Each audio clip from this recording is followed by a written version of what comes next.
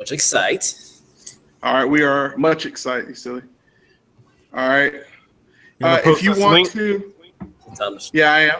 I'm going to post the link onto everybody. You should be able to go down there at the very bottom right-hand corner. You should see something that says viewers and links. See that? Bottom right-hand corner. Yeah, do you not see links? No. Okay, so here's what I'm going to do to make it easy on you. I'm going to go into the group chat on Facebook, Control V, and that is the YouTube link right now. Nice. All right. Perfect. All right. All right. So I'm going to post this onto Facebook Live. Everyone, please also share it on your respective pages. So we can share this from Facebook Live and it'll stream from Facebook Live that way? No, it's not Facebook Live. Oh, so what it is, it's a YouTube Live, but we're posting the link on Facebook. Oh, okay. Got you. The terms. Yep. All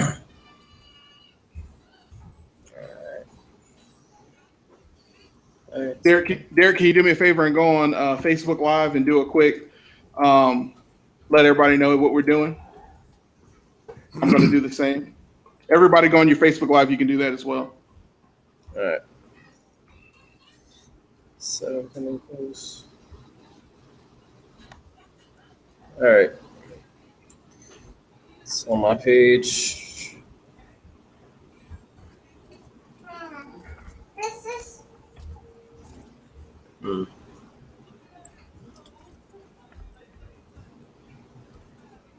All right.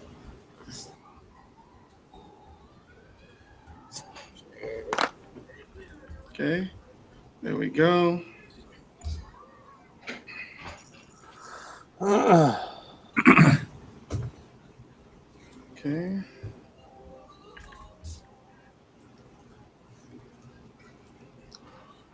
If you are watching right now, welcome. We'll be getting started in just a second, so hang tight. We're just trying to make sure everybody gets situated and gives everybody an opportunity to kind of see what we got going on before we get started. So, pardon our dust. Yeah, it's a little hard to go live without having that link. Yeah. I agree. Absolutely. We do have a viewer. I can see that. Hey. All right. Hello, person. Okay. Awesome.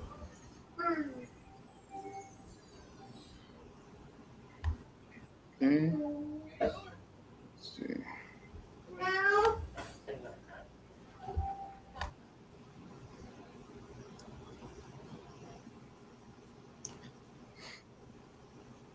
If this cat doesn't get off my desk. Okay.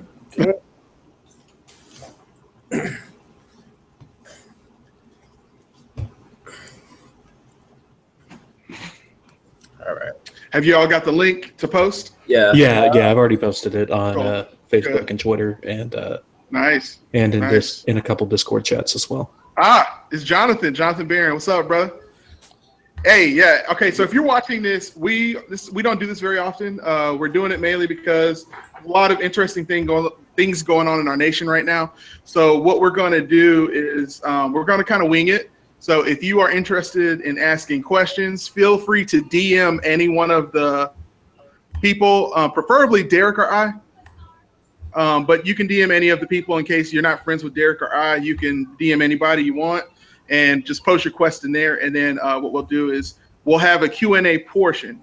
We won't talk about the questions when we're in the main portion of the live stream, but we will get to a Q&A portion. So be patient with us.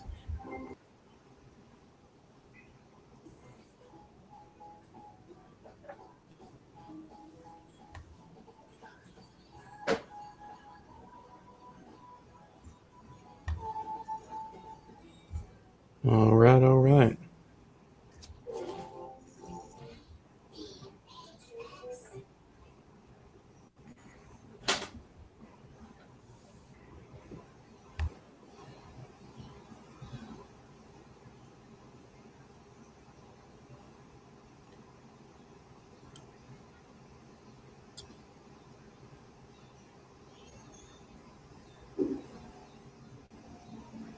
Right.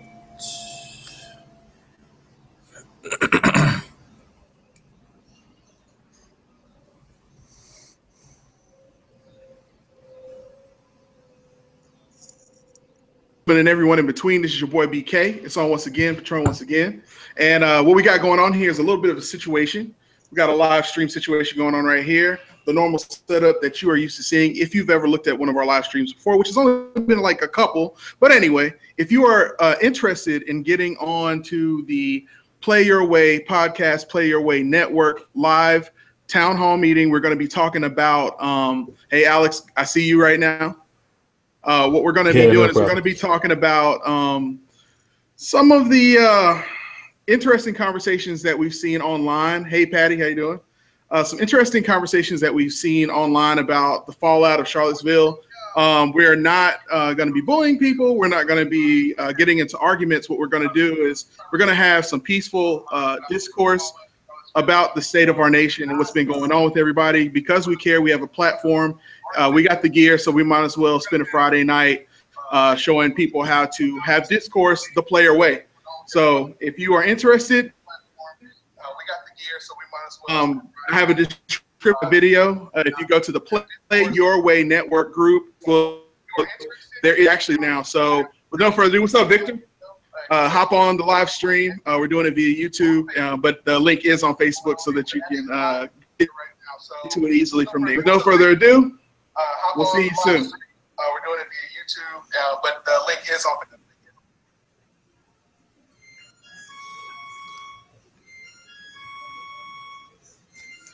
Now we're just watching Ian play his phone.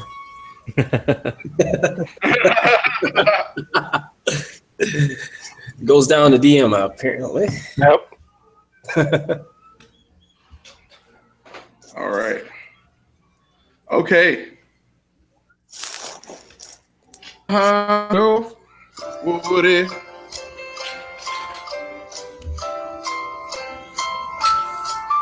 Got a bunch of comedians in here. Bunch of comedians.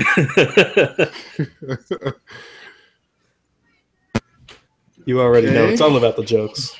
All right. One thing we do want to just get kind of clear going through. I just want to make sure that we're not all talking over each other because we always talk all over each other. That's just how very always sunny in Philadelphia of us all. So while we're going to go through this, BK's going to be moderating. He's going to say something here in a minute, but we want to make sure that like everybody speaks. So whenever we like point out a question or a topic, we'll say that person's specific name that's going to talk first. That way it's not question and then everybody just start talking. We'll be like, what's 2 + 2, Ian? And then Ian will say 3, and then we'll all ridicule him and laugh him out of the studio because that's just how it works when you have all 3. Exactly. But in all seriousness, that way we have some order. That way we're not talking over one another. If there's some point that one of you guys are wanting to make or interact with or something, hit me up. That way we can kind of moderate it and be like, all right, after this point, I want Alex to go ahead and have his rebuttal or information or share whatever. That way it's smooth, it's clean, it's clear, it's crisp, and everything like that. So without much further ado, okay. Smooth as eggs. Thank you, I appreciate it. Smooth as eggs. Yeah, what's going on? This is your boy BK. If you are just getting in, it's on once again, Patron once again. Absolutely. Yeah, so what we're going to be doing is we're going to be getting started. I guess we're going to go ahead and get started right now. Because it's just going to be a live stream that's on throughout the night, throughout the evening. Feel free to kind of live stream because there's going to be times where a person is going to be taking the lead. So feel free to get on and do a little bit of talking on social media. Feel free to do a live, Facebook Live, and to kind of plug and get people to come on over. Feel free to post that link anytime you want. But it's mainly for we have a platform at the Play Your Way Network. Let's go around the circle real quick in case for the people who have turned in. I am BK Jackson at Play Life Your Way on Instagram. I am the resident executive producer and DJ for the Play Your Way podcast. Captain Derek. Yeah, that's me. You already know, as y'all have heard on the podcast, as we had episode 17 drop today. Thanks for all your hard work and doing all that editing this week. We loved all the new drops, BK. Shout out to you specifically. Thank you, sir.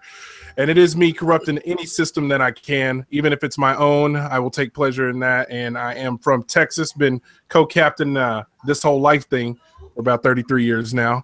And we're gonna see what this mix boy can talk about. Huh? You heard me? What's up, Ian? What's up? I'm Ian. I've been friends with Derek and Brian or BK for about what's it going on? 14, 15 years? Something like that. No, man, yes. I met you when you were 10 or 11, dude. We're over the 2-decade mark by now. Oh yeah, I mean, yeah. I know it's definitely been longer than that, Ian. Yeah. Rachel and I have known each other since like 2002. Yeah, we're a lot older than you realize. So we're going on 2 decades then. Yeah. Yeah. So recently just got out of the Navy. BK asked me to step in and start writing before I go to college. I'm about to go off to college, so I'm about to start dialing back, but I've been doing the Box Office Hustle and a few other assorted things for the Player Wave podcast. So I'm here to help out wherever I can. Boom, we appreciate that. What up, Darius? What's going on? If y'all know me from the podcast, you probably know me by this face. I'm a trendy cosplayer. He has a face for radio, everybody. He has a face for radio, okay? Yeah, I'll be modest. Also, just keep your shirt on, Darius. Just keep the shirt on, all right? I can't promise. Just promise us that. I can't promise that. Now, if we need more viewers, Darius, I'm going to hit you up and be like, hey, show the 8-pack right now. 6.5. Close enough. We'll hit y'all with the kegs on our sides. Right now, I write also for Play Wave podcasts, mostly a lot of fitness related articles and cosplay, stuff like that, which is usually my specialty. Let me give a shout out to our group page. Columbus for Peace and Equality. We have a couple streamers there. They're, I guess, looking at the visuals right now. So shout out to y'all. I've done some rallies and some activist type work in Columbus. So this would be a pretty lit discussion. And I know it's one of those things we need to have. Some people are kind of on the fence about having, but it's gonna be productive, and I'm excited. So awesome, man. We're definitely good. Oh yeah, definitely glad to have a trendy cosplayer in the mix. And last but definitely not least. Hey, let me get this one, Derek. Let me get this one. Oh, go ahead. All right. Honor to have our pretty much. He wasn't the first writer, but he's kind of become the lead writer on the Play Your Way network. Ladies and gentlemen, Alex Maldonado. What's up, guys? So I'm Alex. I've been in this group probably the least amount of time. I've known Derek for 2.5 years now. Yeah, right about. Just kind of joined this group about a month, 2 months ago. Most of the time I write movie reviews, a couple other things here and there. Hot topics, things like that. Alex D. Maldo on Twitter, on Facebook, on Instagram, on everything. So if you want to follow me there, see what I'm doing, just go look me up. Ooh, ladies and gentlemen, we are all here except for our co-captain Nate. Nate is out there in LA. He did say he's going to probably jump on because he's in LA. The time difference obviously puts him still at work, and the last thing you want to be is on a live stream while you're at work saying, "I promise I'm working." So what he's going to be chatting with us, and he has access to the Google Hangout, so he can jump on at any time. I'm hopping over to Facebook. Feel free, promote this. What we're going to be talking about. Okay, let's get down to the nitty gritty. What we're going to be talking about, fallout that has happened from the terrible activities that has happened in Charlottesville, Virginia. There's been a lot of things going on in our world, and while every tragedy that has happened deserves its moment of silence, we're going to focus on one that we have been seeing on social media heavily. We the Play Your Way Network, our group of friends who, while we do work together on the Play Your Way Network, writing entertainment and lifestyle and culture articles, and also having the Play Your Way podcast, and also having a sister podcast, in our hearts at least, we call the Weekly Games Chat. Shout out to Jonathan. I think you're on right now. But yeah, we felt like after talking about this amongst ourselves, we felt like we needed to use this platform for something other than just talking about showing people how to do media the player way. So absolutely, we're going to have a little silliness going on because you're going to be bored if this is like C-SPAN. So we're going to joke a little bit. We're going to talk a little bit, pick a little, talk a little. Wait, pick a little, talk a little. BK, I had Ben Stein. He was going to moderate this. So I thought that he was going to be super exciting. Should I? Do I need to text him to be like, never mind? I mean, we had celebrities. I mean, I had T.I. You know, he is from Atlanta. You know, he was going to be here, but unfortunately, you know, we felt like we couldn't hold up the live stream for him. Ben Stein's money couldn't stop us. Okay, I really just wanted him to do roll call. To be honest, let's be honest. We wanted Ben Stein to do roll call. That'd be legendary. Exactly. All right. Well, with no further ado, let's get on in. So the number one thing that we see a back and forth with. Let's go around the circle for a second. Let's start with Ian. And we'll work our way over to Darius, then Alex, then Derek, and then to myself. Ian, tell me a little bit about what your feelings have been. What has been your perception? How did you see what was your experience with finding out about what's been going on in Charlottesville? Well, to start out, I think the biggest issue that I had was the way it all started, the reactions, how everything was perceived through the media, and then the slowness, how everything cycled through, and then, of course, Trump's reaction, and then how everything was just handled, and then how everything was victimized, and how how everything was just perceived by one side of and there was no. I mean, there should only be one way to perceive this, and that's this group that came in there with intentions to cause problems. I don't care if they had a permit or not. They were there to stir up problems. There's no way you could make any ifs, ands, or buts about that. So everything that came after that was caused by them being there. So everything that came after that was caused by them being there. Had they not been there, I mean, that's what you're looking at. And somebody else made a really good point. I can't remember who it was, but had it been ISIS that had been there marching down the streets, circling around, things like that, would we have been saying the same exact things? The answer is no. We wouldn't have been saying, the president would have been saying the same things. The media wouldn't have been saying the same things. Nobody would have. Because if they were, or I think it was Hassan Piker, that's who it was. If they hadn't been saying the same, if it would have been ISIS, it would have been completely different. But because they were white, it was a completely different narrative. So I think the perception from the outset has been my biggest problem. And then everything that has gone since day one has been just completely just off. Okay. So. All right, Ian, thank you so much for that. Here's what I'm going to do, because you brought up some really good points. What I don't want to do, I want to kind of go with that. So I know I said I want to go around the circle. We're still going to go around the circle, but what we're going to do is we're going to start with what Ian was talking about, and let's move to let's start with the response and how the authorities, how the government has responded. Is that what you're talking about, Ian? Yeah, well, just everything, everything's kind of from the outset, because they knew about the situation. The authorities knew about the situation because they gave them the permit and everything. And they allowed them to be there. The police didn't get involved, everything. the government knew those people were going to be there, and they just went hands off. Got you. All right. So Darius, let's go to you.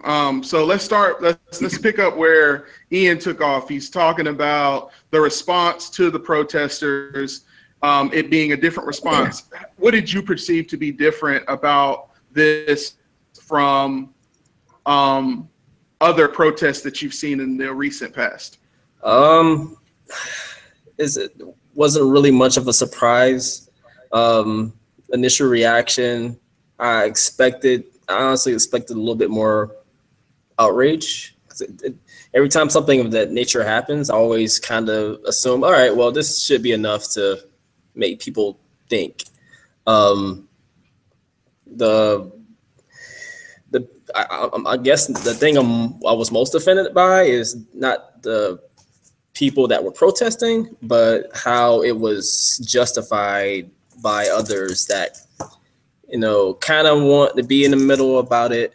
And I understand politically you can be in the middle. Sorry, got a cat doing things over here. A second. Sorry. Reminds me of those gauges that you had. Yeah. Well, let's go with that. You said, okay, so what you're saying is, you said so again, you're going with the same thing about the response of how people took, and kind of voice that for us again. How people were basically trying to find a silver lining, A justification. That's what you were saying, right? A justification. Not trying to excuse what the white supremacists, white nationalists, whatever they want to call themselves, not excusing what they're doing. It's wrong. Everyone kind of knows it's wrong, but there's people that are like, well, kind of just trying to make it see some kind of narrative of, all right, well, what they're defending isn't really a bad cause. They have freedom of speech.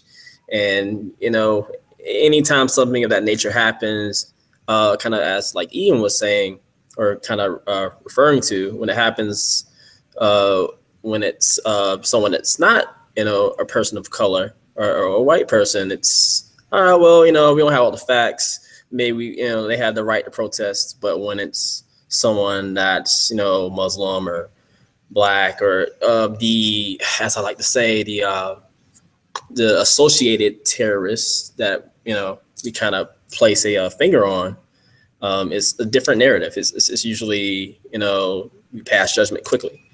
And, right.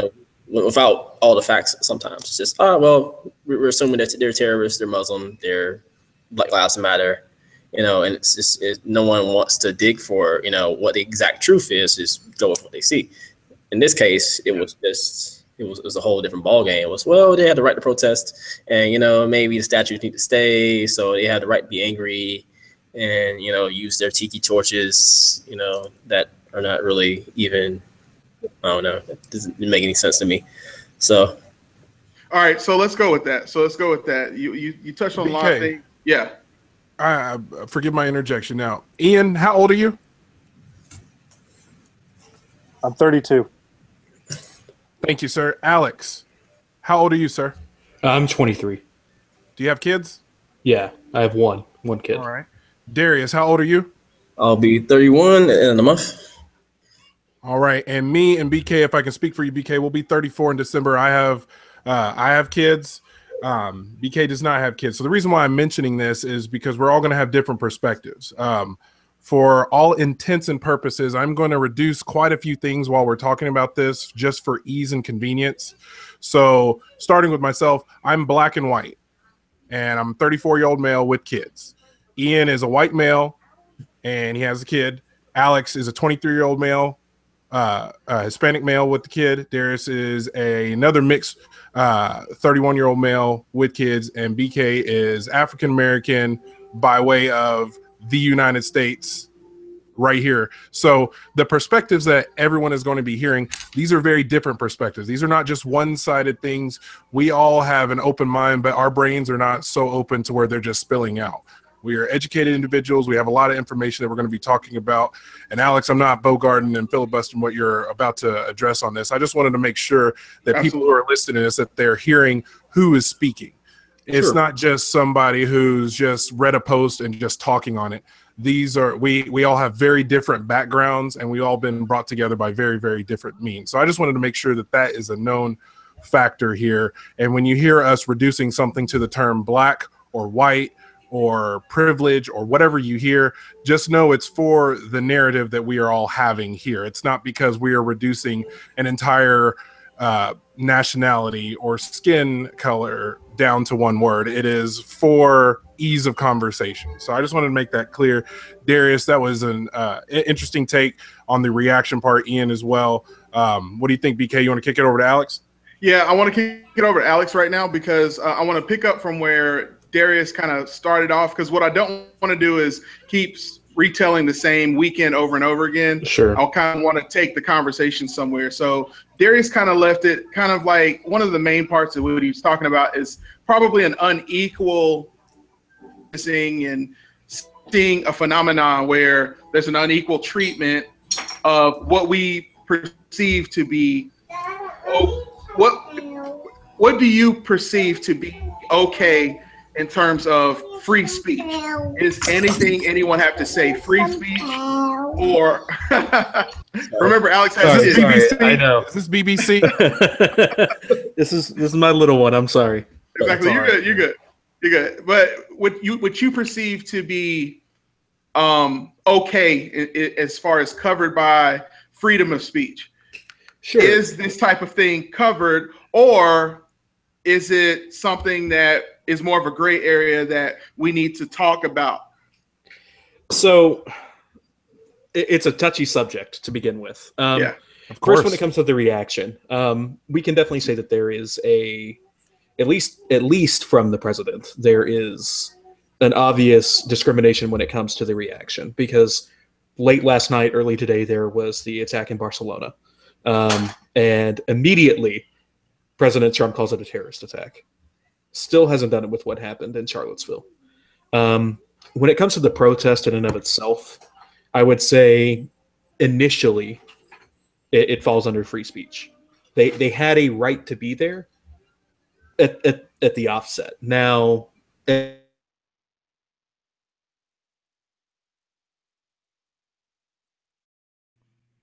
Did you guys lose Alex, or y'all got him?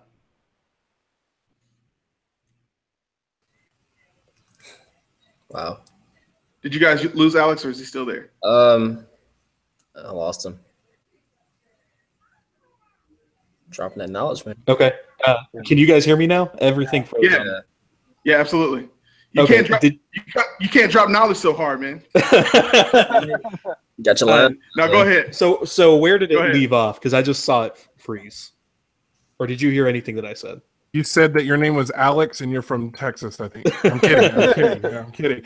You were at the part where you were referring to the reaction of Trump talking about how Barcelona was immediately a terrorist attack with him still not addressing it in Virginia. And then you moved on to really just kind of how that particular initial reaction. I think that's a good pickup part, a good place to start back up here about how he's handled what happened in Virginia versus 1 second from the Barcelona attack, and it was immediately a terrorist attack. Right. And so my issue with that is that with what Trump said in his third attempt at trying to talk about what happened in Virginia is that he said, "I wait for all the facts." When he tweets about Barcelona, when he tweets out a fake story about a general that's, quote, stopped terrorism, that's just not true, among other things that have happened in the last couple of days, we know that he doesn't wait for the facts. It was a straight up lie. Now, how you want to parse that out is a topic for debate, but he lied about waiting for the facts. It's as simple as that. And then when talking about the free speech aspect of it all, I think that at the beginning, the white nationalists had a right to be there. They had a right to protest the taking down of the statue. Whether I agree with it or not is completely separate from that. But they had a right to be there. And the escalation afterwards, I don't think, is protected under free speech. Any act of violence, especially terrorism, that's not protected. But we can kind of go from there. All right, so I saw a rather strong reaction from the Wolf, Ian Townsend. Let's go with that. What have to say that caused you to want to? Well, it's I have a very strong reaction for Trump, mainly because I was in the military for 9 years, of course. So I was in the Navy. Yes. And I was lucky to get out very early in his term, so I didn't have to serve under him for a long time. And just the things that he does, the things that he says, they frighten me. They frighten me for the people that I know that still serve under him, because he does and says things that frighten me for the people that may have to go to war for the things that he does. So he threatens nuclear war with North Korea daily because he wants to start fights for no reason, or Venezuela. He picks fights with people all the time. He goes off on tangents. So he can't. I wait for all the facts, things like this. When he says something like that, and then he turns around and he tweets a fake story about a terrorist attack in another country. It blows my mind. It just makes me absolutely crazy, because Ian, I'm going to interrupt you right there. When you say it blows your mind, I just kind of want to specify, because as we all know each other very well, we may know kind of what we're thinking on things, but everyone who might be listening might not always know exactly what we mean. So when you say it blows your mind, does it blow your mind in the realms of it blows your mind that a human being would do this, or blows your mind that he doesn't realize what his responsibilities are as POTUS? What exactly blows your mind about those particular reactions, especially coming from the perspective of a military person as you were? About the fact that he can so casually just do something like that to he can so casually lie, that a 70-something-year-old man can casually lie. Let's talk about that a second. Not to interrupt you, but you're on to something, and let's talk about that. So casually lie. Okay, how does that affect us? Because what we're doing is we're talking about us as people, for people who are taxpayers, who abide the law. We live separate lives around the country, but we all are affected by what our president says to us. And I agree with you to a certain extent, because in a way that I hadn't thought of before, the way the president responded to the things that happened in Charlottesville, the way he responded to it made me feel some kind of way. How did it make you feel, the way he responded to it? Me? And are you talking? Yeah, to you. And then we'll go around. Well, first off, I was waiting. That was the first thing. I was waiting for him to respond, and waiting, and then waiting. So you heard all these people like responding and all this stuff, and you were just kind of waiting for Trump to respond. And when he did, you're like, "That's it." And then you were like, "So, where's?" When you say "that's it," what is it about? What was just it? It was he made a 30-second comment, and then he said there was violent, or I can't remember the exact, but he said the many sides comment, and you're like, the both sides. You're like, or many sides. Yeah. You're like, what? What are you talking about? And let's talk about that. Let's talk about. Good point. Let's go with that. Okay, on the many sides comment, Darius, how did it affect you to hear the many sides comment? I was pretty enraged because last I checked, those people came there with the intentions it may have been to protest the their statues in the Confederacy. Sure, but I don't think that the opposing side came there, to fight. They came there to, try to address things and got violent. And last I checked, someone got hit by a car and killed by a white supremacist. And then our president says, well, we got to get all the facts. Both sides were in the wrong, but not addressing the elephant in the room that everyone knows that needs to be addressed. It's repulsive. Okay. All right. Hold I on. hear you on that. 1 second. Don't forget the guy who almost got beaten to death in a garage of a police station. There's video. And they still have not arrested the 5 guys who did it. Yeah. Exactly. Okay, so let's go to Alex. Okay, because Alex, you brought up a great point about First Amendment and the rights of the First Amendment. All right, so going to protest a statue in and of itself does not justify hate. It does not justify hate speech. So if we're all agreement, are we all in agreement, or are we not? Let's find out. Does everyone agree that granting a group, regardless of what they're being called, do you think it's okay to grant them the ability through the paperwork, as long as they go through the paperwork, go to paperwork the right way, to be able to have their peaceful protest scheduled? Yes. Absolutely. Darius? Yes. Yeah. I agree.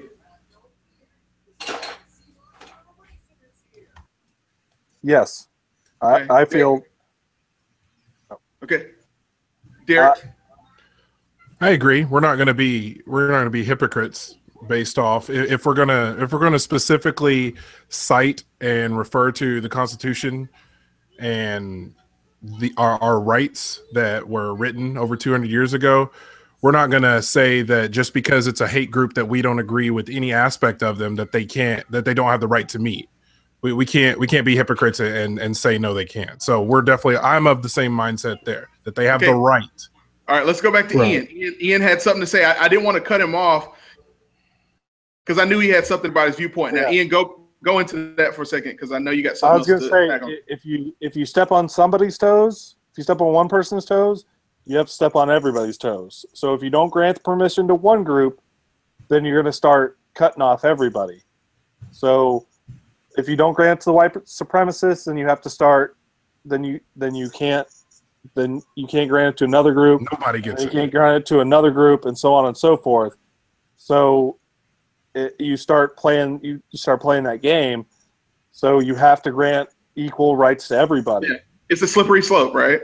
Exactly. Yeah, it's a slippery slope. But keep going, Ian. I'm sorry. So Alex, no, Alex. No, that's fine. Go ahead. So what I was doing is I was trying to get I want it on the record so everybody watching could hear what everybody's viewpoint is on that. And we're in the agreement that it was okay. That's a weird word to use, but it was completely lawful. Yes. This group to have a peaceful protest at this statue. Okay. Yeah. Absolutely. So now that we've gotten on the record about that, now here comes the question I was going to ask Alex. Alex, my question to you is, at what point do we say this group is not a peaceful group and aren't allowed to peaceful protest because they've now shown a track record of calling it a peaceful protest? Mm-hmm. But really what they're going to do is they have people in their throng that they cannot control, and this can be the result. What is your thought process on that? Do you still agree, or do you think we should start? What do you think we should do about that? Sure. So here's my opinion. First of all, I will say that what happened I find morally reprehensible. That does not go into my argument of free speech, though. Past activities cannot dictate how we're going to handle a protest in the future. Yes, I agree. Things that happen with certain groups, whether it's white supremacists, the KKK, or other groups as well, things have gotten out of hand. Things can get out of hand. But that doesn't mean that we can revoke their rights to have the opportunity to protest. Because then you can go into a situation where we talked about the slippery slope. I agree morally with most of the things that Black Lives Matter says, but there have been Black Lives Matters protests that have had pockets of people get violent. Does that mean that now moving forward, Black Lives Matter cannot have a single protest? And so on and so forth with any sort of group. One thing I did want to touch on just real quick, Trump's exact quote was, "We condemn in the strongest possible terms this egregious display of hatred, bigotry, and violence on many sides. On many sides." Since we were talking about that, I just wanted to make sure that we quoted Trump correctly. So what did you take on many sides to mean? Well, I mean, obviously what Trump was saying is that not only were the protesters wrong, but so were the counter-protesters. He was trying to downplay what happened. There was even, I would have to find it, and I'll find it and talk about it a little bit later, a white supremacist group that talked about that they loved what Trump said because they didn't call out, or because he didn't call out the KKK or white supremacist directly. That because he refused to actually say that he condemns the KKK, that they got what they wanted. Mm-hmm. I think it was the Daily Stormer. Yeah, it was the Daily Stormer. I would have to find the exact quotes. Yeah, I remember that article. Okay, so we've talked about a lot of things. So let's kind of recap for a second. So we've kind of come to an agreement that it was okay for them to meet. What Alex is saying now is that the reason why we can't prevent something like this from happening necessarily is we can try our best to prevent it. However, there's a touchy gray area, slippery slope, that if we start to police this group and prevent them from being able to protest again, then we have to do it with Black Lives Matter and other groups like that. Am I repeating what you said properly, Alex? I would say so. That's the easiest way to sum it up. Okay. So we now have kind of rehashed what everybody watching this live stream knew already. Okay, now let's talk about some deeper subjects. Because while this on the surface was a protest about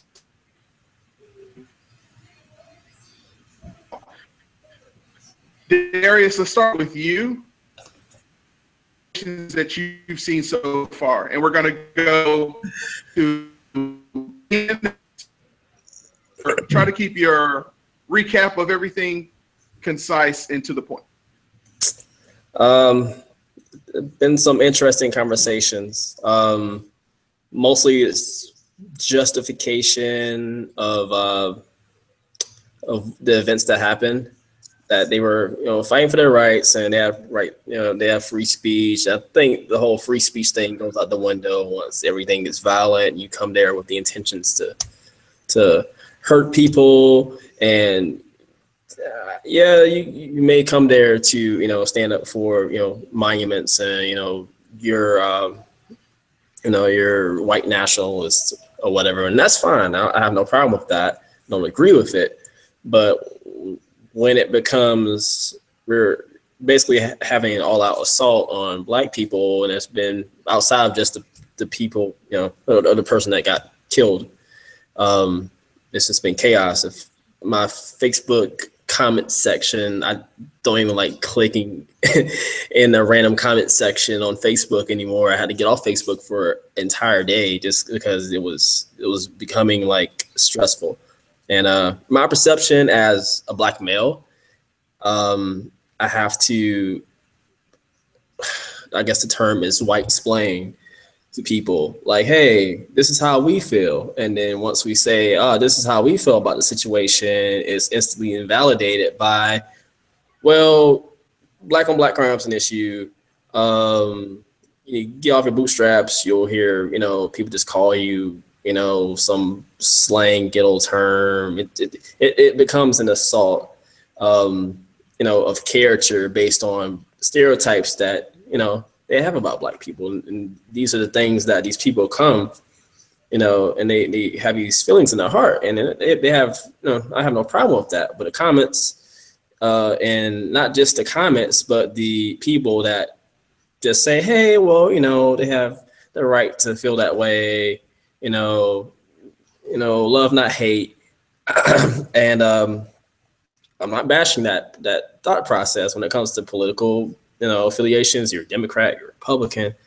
Yeah, fine, be that. If you don't agree with taxation and things of that nature, but when it comes to people's individual rights, and that's I guess that's a sore subject for me. And if it comes down to our president not even denouncing white supremacy and people that are are hurting other people, and Hey, Darius, yeah.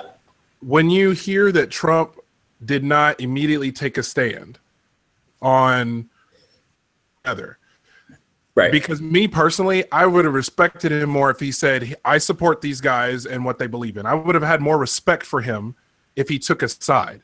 Playing the fence when you are the president, when you have access to pressing a button that can launch a nuclear missile, you have to have the gumption.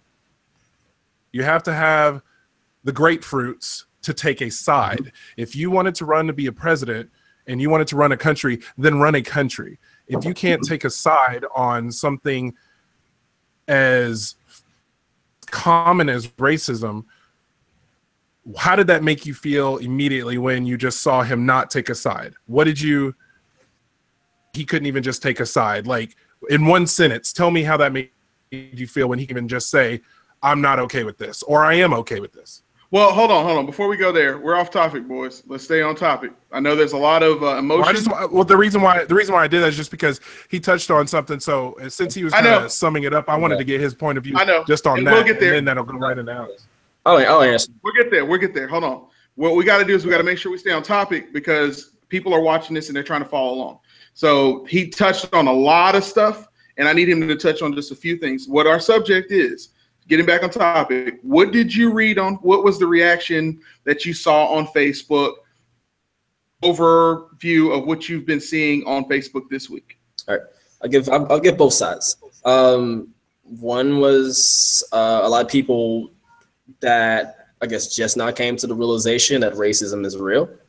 Okay. And then there were other people that were either really moderate or basically going along with, you need to keep these statues, kind of, they're not really saying that they support Nazis. And the term Nazis is, I don't want to get too far into it, but the term Nazis is kind of I don't want to say a political term, but when we say Nazis and when we say white supremacists, it's kind of a different tone. Nazis are different than what white supremacists are. Like, period, the end. Like, you can go ahead and say that, Darius. Like, Nazis are not the proper definition. When you say that, BK, what's the term that we're trying to use? I know there's a lot of you want to talk about, and we're going to have to take it one step at a time. So let me just summate Darius because he seems to have a lot of stuff going on over there. What he's seeing is he's seeing a lot of back and forth about what white supremacist means, what white nationalism is, and a lot of people also who had no idea that this stuff was still going on in 2017, dealing with it, or even being able to admit that it's still happening, even though it's going on in front of their face. Am I correct, Darius? Yeah, absolutely. Okay. All right, so let's go on to Ian. Well, I saw a lot of people that were either like just appalled by the whole situation and kind of really were woken up by it, like it was a whole new thing. Like, oh God, white supremacy, what's this? Like it was a new thing, and kind of like what Darius is saying. And then you had the people who were, obviously like, we told you, we've been telling you about this. And then, of course, you have the people who are kind of like in the center who keep trying to play this card of, like, oh, I see, Nazis on one side and you see communists on the other, and I'm just telling you about the whole world. All I see is two groups trying to blow up the whole world. So you got the people like that. And then, of course, you've got the people who were supporting Trump, who were just trying to basically try to blow the whole situation off. Like, you guys are just making a whole big deal about this. You guys were just trying to peacefully protest.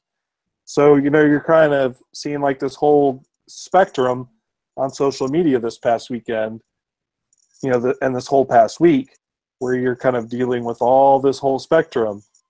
And it really was a whole wide spectrum, depending on who was on your social media, So that's kind of how it was, is you're just dealing with an entire spectrum of people going from one end to the other. I mean, I don't have any white supremacists on my Facebook or my social media. So so that's just what it is. You're dealing with that entire spectrum of people. And so you could get Ian, to kind of summarize what you're saying, in essence, you're seeing the range of people who are completely ignorant to it, the people who are aware of it and don't really want to take a side, and then the people who have been really waiting to talk about this issue. In essence, absolutely either on one side or the other. People who've been waiting to really either get into it on one side or the other, or people who just want to stay out of it, either in the center or just have wanted to stay out of it just out of ignorance. Gotcha. Alex, same question. So just to make sure, the question is just like, what was the reaction that I saw on social media? Yeah, is it if it's tantamount to what Darius and Ian were saying? I mean, there's no need to repeat it, but if you saw something different, I do. If he's seeing the same things, he does need to repeat it. But what is he seeing on social media? Sure.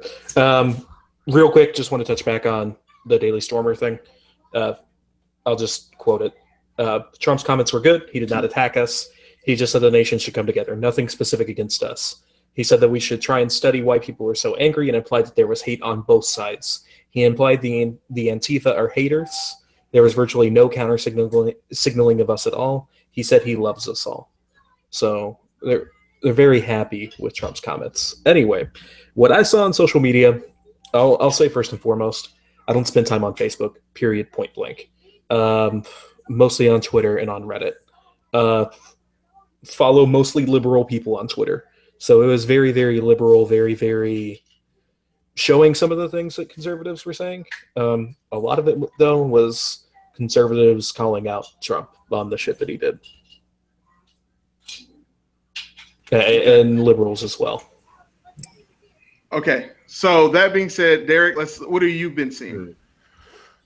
What I've been seeing is a combination. So not to, in essence, repeat what Ian has said, I've seen people more so justifying his loose stance on it, and then what I see in direct objection to that are people who are just completely outraged, regardless of their nationality or background. Just people just completely outraged, because I would like to feel that for the most part that most people are of the same mindset, that it's just wrong.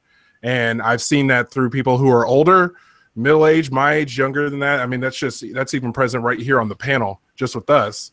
And I'm just seeing that most people are upset about this. And I see that people aren't that educated about it. And I see that there's a lot of ignorance going around. And that just happens when you don't know exactly what you're going on, what certain words aren't meaning. And people are throwing out these words and phrases that they kind of have an idea, but they don't really know what they mean because they haven't done their research. But they know that they're upset about something, and they know that they feel that it's wrong, but they may not be getting their exact points out. So I see a lot of mixed emotions, but overall I can tell that there's a clear two sides here. Yes, there's people on the fence, but there's a clear two sides here. There's people who are just defending this to the death, and there's people who will fight this to the death. And that's really where the friction keeps coming in my opinion. All right. So here's the consensus of what I'm hearing. I'm hearing two different areas of conversation that seem to be dominating everyone's kind of deep dive on social media, or not as much of a deep dive on Alex's part, but he also pays attention to what the media is saying, so he's bringing that aspect as well. And of course, Reddit, which is the front page of the internet, which can have have a lot of liberals there as well. So let's talk about the two different ideas that I'm hearing. I'm hearing, on one hand, there's a lot of people who have on what terms mean, certain ideas, certain phenomena, what those things are. And then on the other hand, a complete focus on the political response of our president. So let's start with the political response on our president first, since that's more of a very in-your-face, matter of fact, you can read the words he's saying and it's how we're interpreting them. Let's talk about that. Let's start with Alex for a second, because you kind of alluded. Let's talk about what your response. What do you think Trump's response has been? Has it been a good, adequate response, or has it been a less than adequate response? It depends on what side of the fence you're on. If you're a normal human being, it was a terrible response. You personally. Oh, for me personally. Okay, no, it's a terrible response.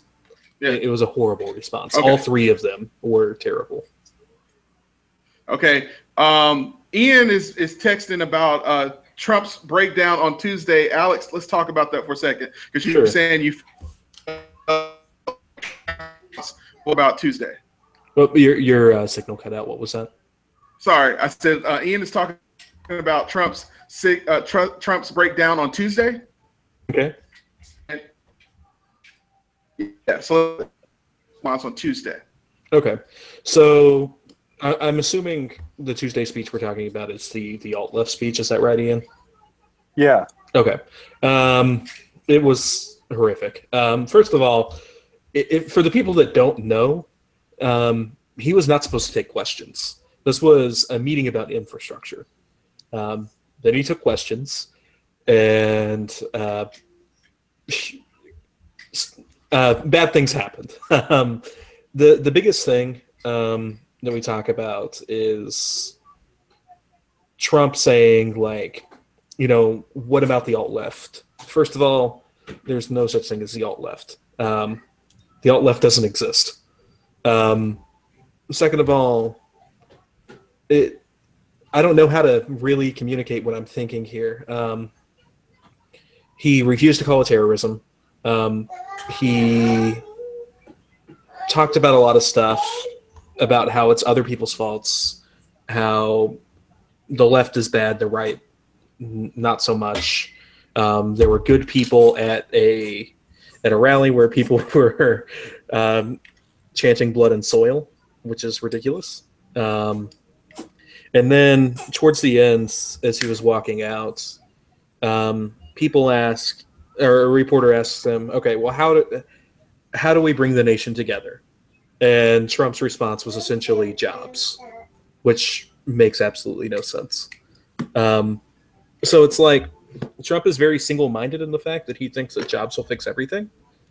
But at the same time, he's also single-minded in the fact that he thinks that he can call Islamic terrorism, but nothing else. Okay. So, all right. So, about how that effect is, how is Trump's reacting affecting the American people that you can see? Let's not talk about what you believe is happening. Let's talk about what you actually see happening on social media, since that's how we're able to see a basic surface level of what we think is happening. It's a good temperature gauge. Let's start with Ian on that. Who'd you throw it to, BK? Ian. Okay. Well, I mean, the immediate reaction that I got, I think I was at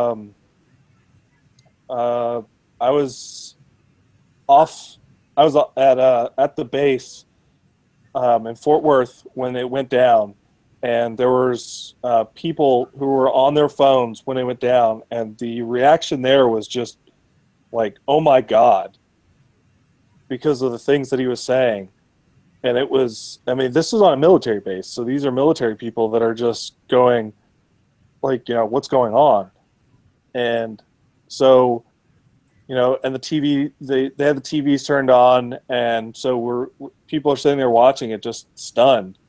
And then so you get on social media and you're watching all these people, wondering, what's going on, how is this, how are these things coming out of his mouth, trying to interpret what he's talking about. What is the alt left? I think that was one of the biggest social media interactions. Who's the alt left? So I think I think that was the biggest social media interaction. A lot of World War II memes came out of that. The alt left, just the Normandy and things like that. Things like that. Ian, what is the alt? Apparently, the alt left is anybody who's fought the Nazis.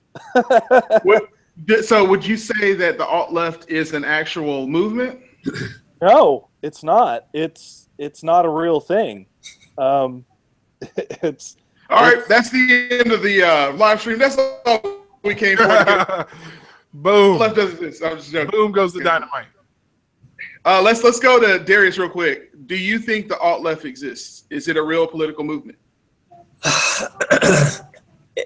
Pretty much anytime someone opposes something on the right, it's usually called super left, or you're called, a sense of snowflake. I've never heard of the alt left ever until before Tuesday. Never. I mean, we were getting called snowflakes and liberals and all that stuff. We're used to that. We're push that off. No big deal. But the alt left isn't a thing. It's all right. But let's go over to Alex Maldonado. Is the alt left a thing? So first of all, I'll say no. The alt left is not a thing. Now, I will say that term has been thrown around before, mostly by corporatist Democrats. Basically, anytime that there's been somebody like Bernie Sanders, they've called it the alt left movement.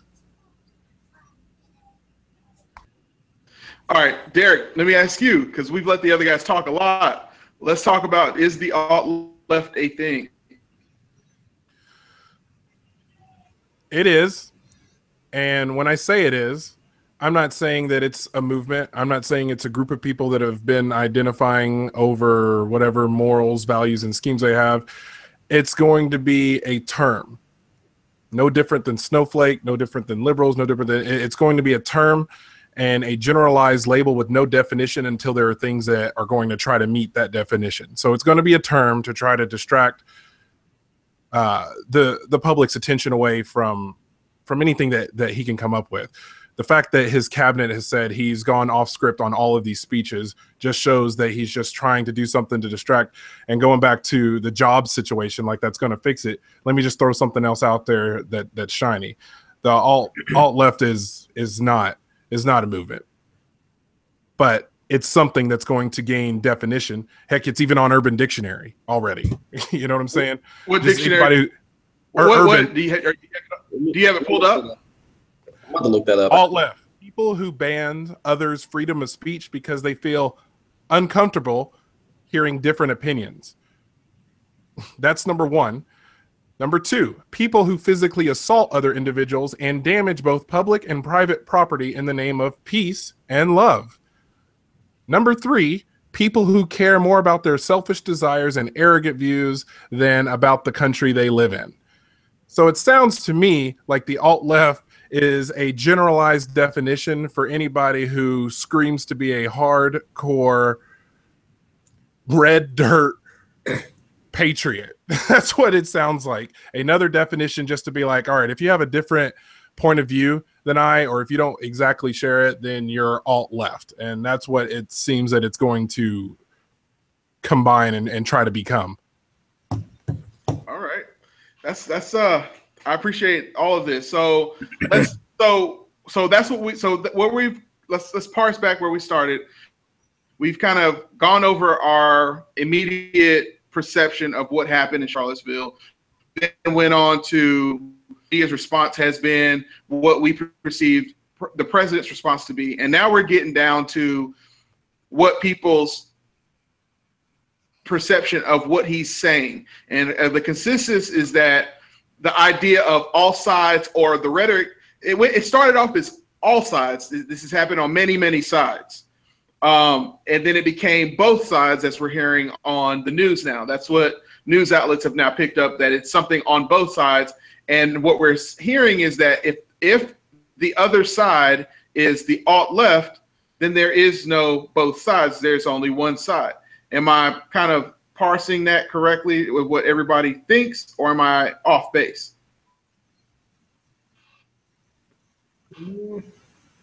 Sounds about right. Ian? Sounds pretty accurate. Derek? It's a good generalization. Alex? Yeah, it's a good summation of it. Of course, there's nuances to it. Let's talk about the nuances. The nuances can take hours. You fell for it! All right, so let's talk about the nuances, Alex. Don't What worry are the about nuances? Okay.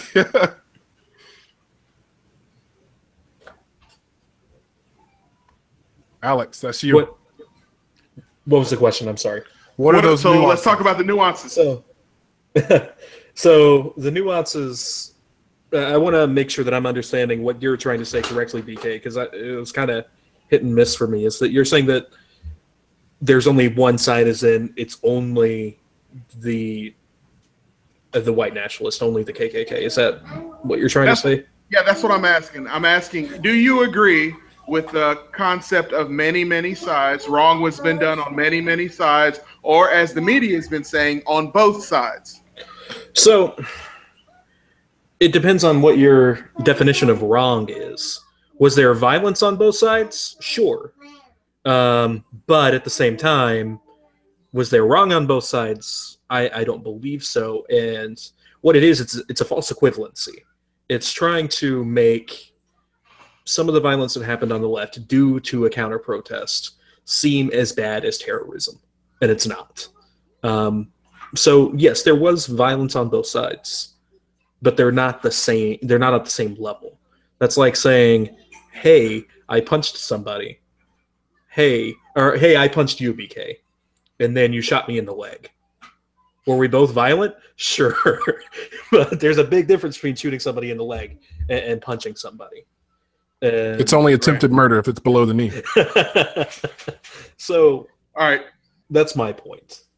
All right, so we've kind of talked a lot about the president's response, the effect that it's had on the conversation of people on social media and everyday conversation. Now let's jump over to the other side that Ian was talking about earlier in his overview, which was talking about people's definitions, people not quite having a definition. And let me help kind of get the ball rolling a little bit better on this particular one, because that can be a really open-ended question.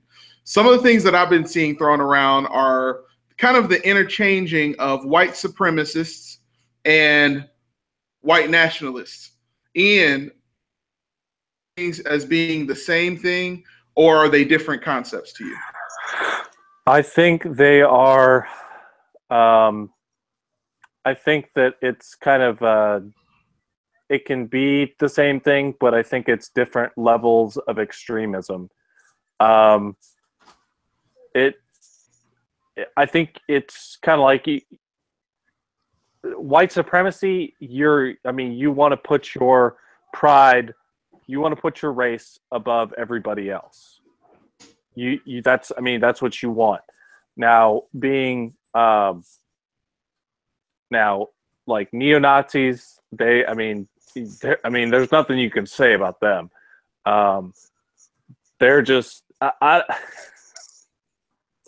There's lots you can say about them. Don't be like Trump and not say something. What do you say about them? They are a different breed, because to take up the cause of a Nazi, a group of people that were about enslaving the entire Jewish race, and then subjugate and creating a pure race. I understand. I guess it fits the cause of white supremacy and all that stuff. But to bring it over here on American soil, I don't understand how anybody could ever let that. I don't know how anybody could ever let that stand. Yeah. So let's go back to kind of what the kernel of the question was. Is you kind of defined what you see white supremacist is. What do you see white nationalism being?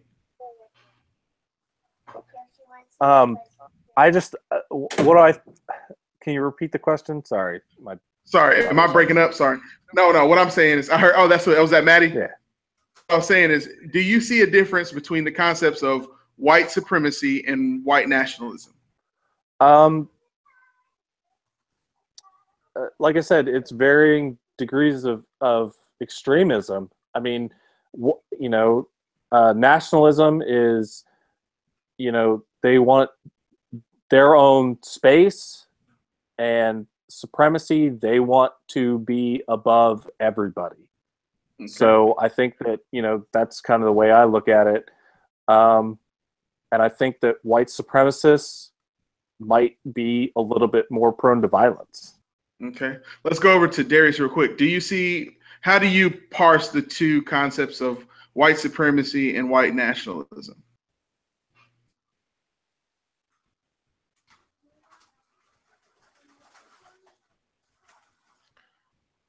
You there, Darius? Darius. Yeah, I'm here. I'm sorry. What was the question? No, I was saying, how are you parsing the difference? Do you see a difference? Do you believe there's a difference between the concepts of white nationalism and white supremacy? It's the same thing to me, or it's white nationalism just kind of puts a more pretty mask on white supremacy. So it seems like another concept of being American that's, alternative. It's white nationalism, white supremacy, alt-right. Alt-right is another term, just to kind of make the KKK sound a little less, a little less dramatic. So I think they all come together. So in your opinion, they're all the same thing, just It's different PC terms. Okay, so let's go over to Alex. Same question. They're two sides of the same coin. I mean, I would say that their core beliefs are all the exact same. They're just different names for the group. So what do you mean? You said two sides of the same coin. What do the two sides look like? So, I mean, a white supremacist, I would say, is more upfront about their racism, where a white nationalist will try and cloud their racism behind things like, I want to keep a statue up because it changes history if you don't. Okay. That's my opinion. Okay, Derek, let's talk about the same question to you, man. I feel that they're different facets of the same gem. I feel that a white nationalist would want to stay away from the term white supremacy just because of the negative connotation that's usually around the phrase white supremacy. Like the goals of white nationalists are in essence to separate and have their own nation.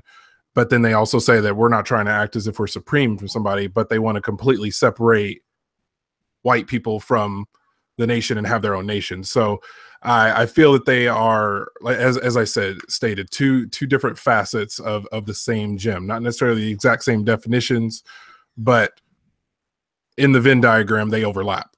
Okay, so let's talk about that. All right, so if we're all on the same page, at least for this conversation, we're not trying to define for anybody else, but for this conversation, so that we're all on the same page of music and singing the same song and singing all the songs that we want to sing.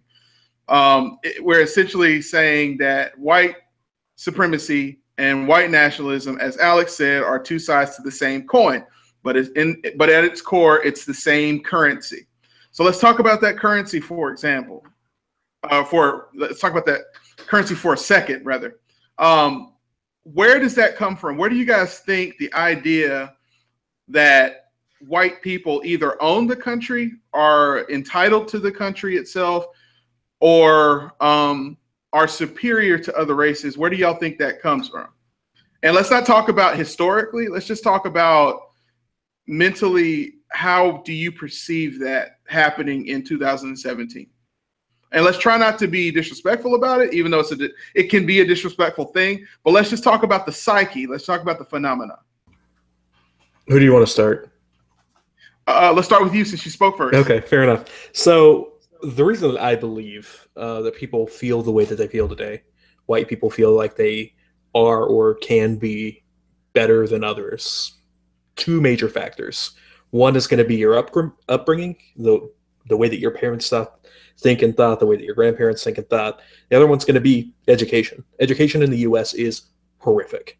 And when you don't have a good education system teaching people about our history, about multiculturalism, about things like that, then you get into a situation where your beliefs as a white supremacist or white nationalist or just as a white person in the South in general can be what's the word I'm looking for? Confirmed through society, because you see the way that other people are treated. Let's talk about that. Okay, so what you're saying is, in the absence of education, and before I go any further, apologies in advance if we're getting a lot of breakups and stuff like that. Hopefully on your end, you're hearing everything just fine. But if anybody ever needs us to repeat anything, if you guys are perceiving things are breaking up, just let me know. I think we're doing pretty good for the most part anyway. All right, so let's go with what Alex was saying for a second. What he's kind of asserting is that in the absence of an excellent education, a proper education, people fall back on what they're getting at home, maybe? Yeah, I would say so. Okay, because as a child, your society is your home. Like there is no society when you're a child. You go to school and you come home. You may talk to people at church or wherever you kind of assemble, because there is always like the playground, maybe something, recess, maybe something, but essentially your social dynamic at home and your upbringing is what people fall back on in the absence of education. Right. Yeah. Okay. All right. Let's go over to Darius real quick. Okay. So what Alex is saying, let's kind of go with what Alex is saying. Is he's saying that there's he perceives a lack of proper education in some parts of the United States, and in those areas, this idea of white supremacy and nationalism thrives. Do you agree? Let me just real quick interject. Go ahead. Lack of education is something that's a problem across the U.S. It's not susceptible to one piece. Okay. My thing is that it is the lack of education alongside of your at-home upbringing. Okay. That takes place mostly in the South. Okay. All right. So Darius, going back to what Alex was saying. Where are you from, Alex? I've lived in Texas my whole life. So reason why I asked that, no, not to corrupt the system. I asked that because there's a specific reason I asked that, BK, and I apologize for the interjection, was to say that Alex is speaking to something that he's seen through his entire educational life. I've seen through my entire educational life, born and raised in Dallas, Texas.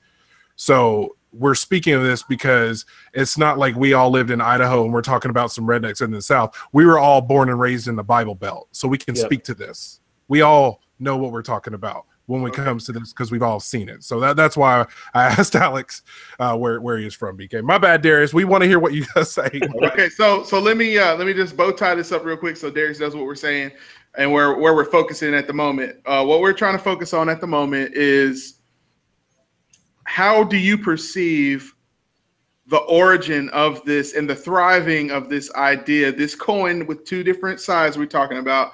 How do you see this? How does this thrive in 2017, in your opinion? It's going to have a lot to do with the skew of how history's been told. Most of what we hear is going to be, European history, American colonization. We kind of pick out the parts of history that are kind of meh, or just sum them up. And a lot of people know that Martin Luther King, they might know Malcolm X, but they don't know, the contributions that, African Americans, Latinos, Indigenous Americans, have made. So I think a lot of it. That's a good word, indigenous. I like that. Mm-hmm. I don't like saying native necessarily, but it's not necessarily the lack of education, but where we focus that, and then having, Okay. All right. So, okay, that's good. That's good. Let's go with that. Okay. So what you're saying is, and Alex kind of said that a little bit. I think I might have interpreted it the wrong way. So what you're saying is, it's not so much a lack of the education. It's a poor education the system tells our history and our heritage in a skewed way, in a mal-informed way. Right. Alex, are you saying the same thing? I would agree with that. Yeah. Okay, let's go over to Ian real quick. Your take on this. Let me know if you need me to kind of bow tie that up again. No, you're good. Good old boy club. Yes. All right, let's talk about that. All right, Ian. It's interesting that it's taking the risks tonight. Let's go with that. Yeah. All right, so the good old boy club. Let's talk about what the good old boy club is, Brett. What is the good old boy club? It's where the old money stays, in certain families, and those families just continue on building their wealth, and they keep benefiting from it. And then, all right. Let's talk about that for a second. Ian just touched on something. Okay, so something that we've been talking about is white supremacy and white nationalism being two sides of the same coin, but at its core being the same thing. Ian is touching on something that I believe. Okay, I haven't talked about so much of what I believe because I'm trying my best to be a bit of a moderator so that we stay organized. But indulge me for a second. I disagree that white nationalism and white supremacy are the same thing. I believe that white supremacy at its core is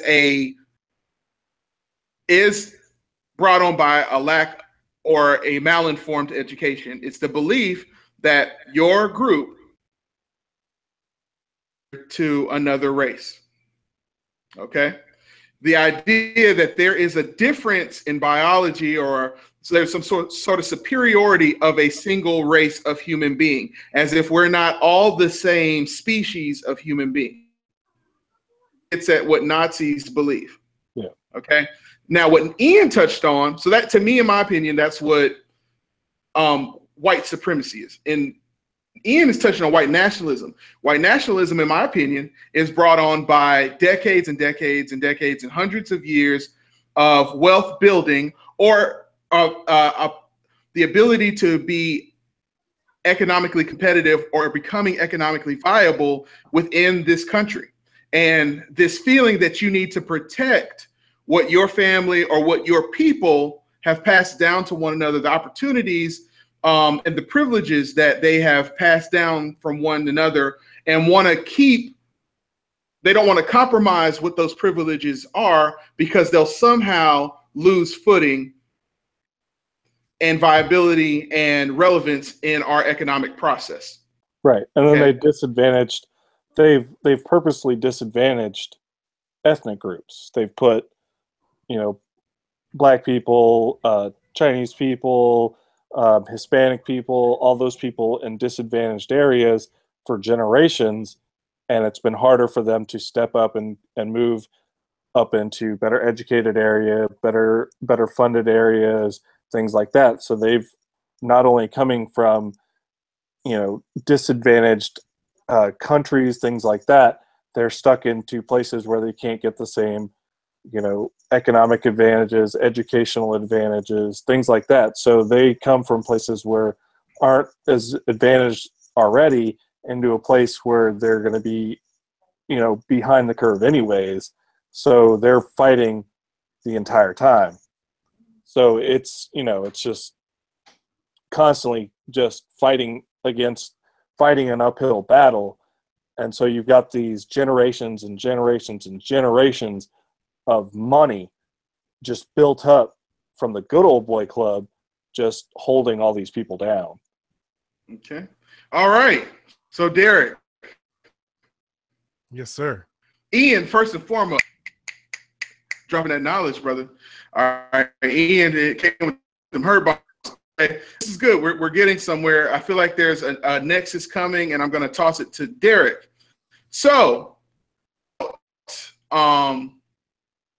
we're talking about this good old boy network that has been built over time, and to keep you're kind of cutting out a little bit. Keeping it pure and not diluting what that is, connected by biology. Okay, these privileges. Do you believe that this is what contributes to the concept that a lot of people have been talking about? It's been a hot button topic as of late: white privilege. Absolutely. Unequivocally. It contributes to it. It contributes to it in the realms of, if you can think of top 10 wealthiest people in the world, you are not going to think about a black person until you get all the way down to Oprah. Like, pretty much. I'm speaking from my own point of view, but let's be honest.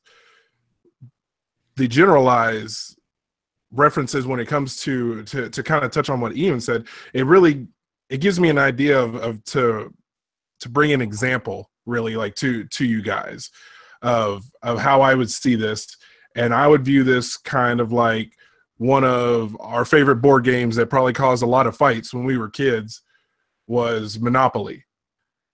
And Monopoly, the goal of Monopoly is to buy land.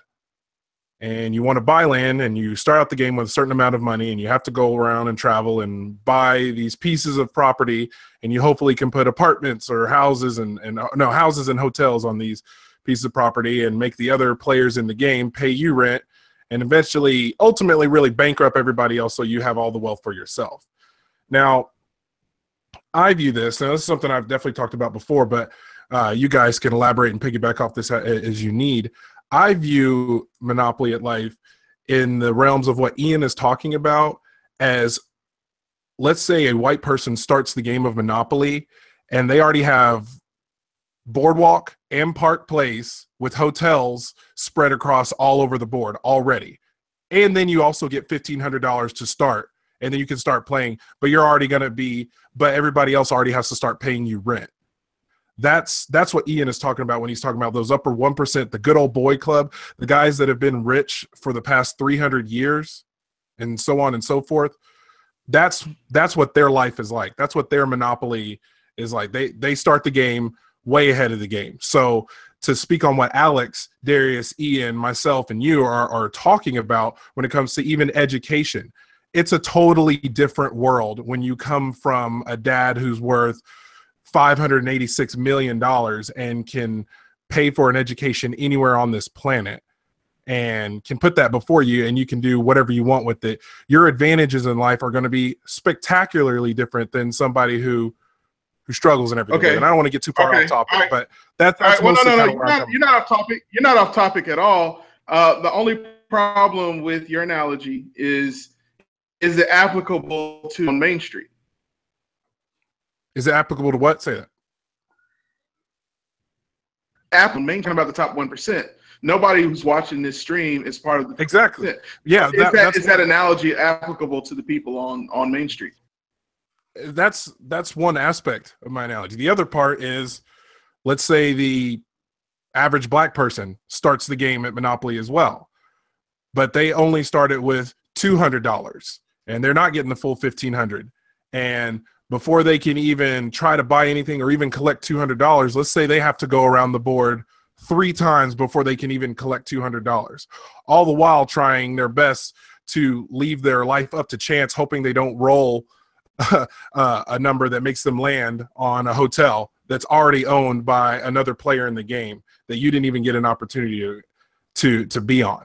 Those are people who are listening. Those are people that live every single day, that have 2 or 3 jobs to make sure that they're making ends meet, when somebody who never interviewed for a job in a day in his life became president of the United States.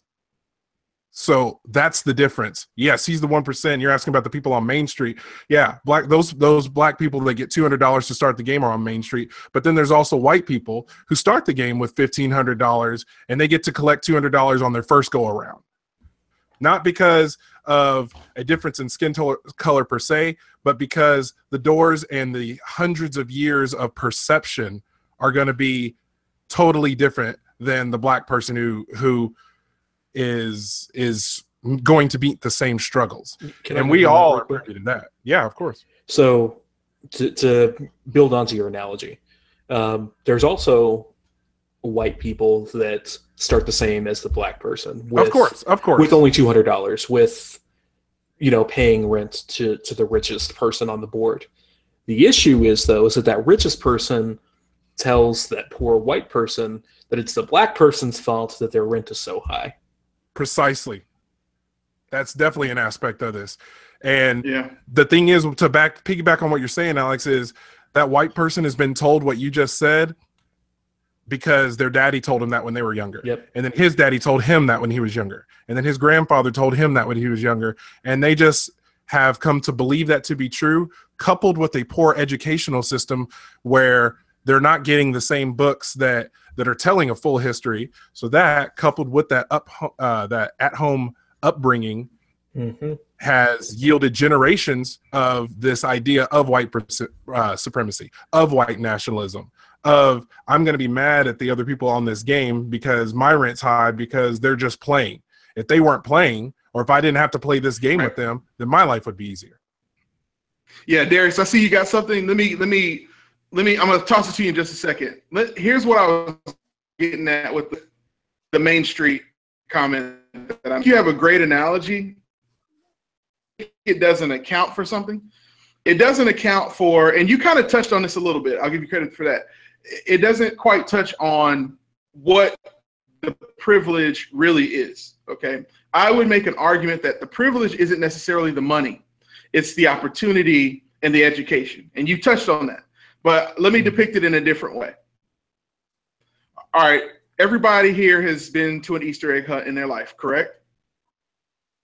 Well, I was raised Jehovah's Witness, so I didn't do that much younger. But as an adult, I got to do it with my kids. So yes, you have done it, okay? And you've seen it happen. Okay, so let's go with that. I have a good idea what it is. From my experience,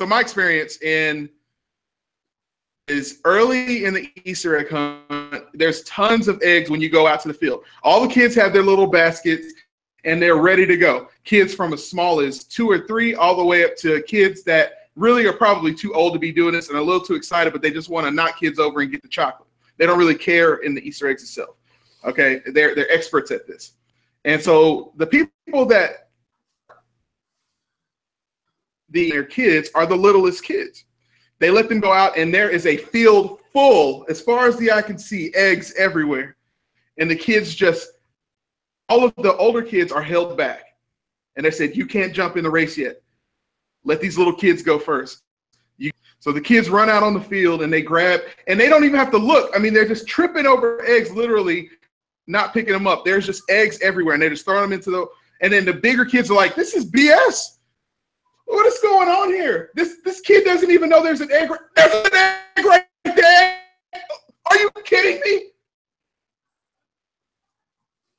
Then it comes to you. You're the older kid. You get out and you're standing back, and they say, when you go out there, all of the eggs that you saw that were for as wide as the eye could see, they're not available to you anymore because the little kids have them, or they're playing with the egg right now. And if you go try to steal it from them, you know you're gonna get a tap on the hand because claiming that egg. Let them have their egg now. So you run out there and you go get the egg, but you've been watching for a long time. You haven't been able to be a part of the race yet, but you see how it's played. And now that you've got an opportunity to play, you're like, yes, I'm gonna go out here. I know where they hide them damn eggs. I'm gonna have to go find one of these out here. And you go behind the bushes and you grab the eggs and this and this. Oh, but wait a minute. This is you were one of the kids whose mom was late for church today. You got up this morning, you said, Mom, we cannot be late for church. It is Easter egg day. Your mom was like, chill out.